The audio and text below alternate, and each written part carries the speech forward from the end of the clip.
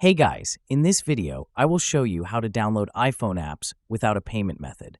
Alright, let's begin. First, open the Settings app on your iPhone and tap your Apple ID at the top. Then, go into the Payment and Shipping section. You may be asked to log into your Apple ID. Go ahead and do that. Once inside, look for the Add Payment Method or Edit option. Tap on it and you should see the option to select None. This allows you to remove any payment method from your Apple ID. Keep in mind, the None option will only appear if you're not subscribed to any Apple services, don't have outstanding payments, and you're located in a supported country.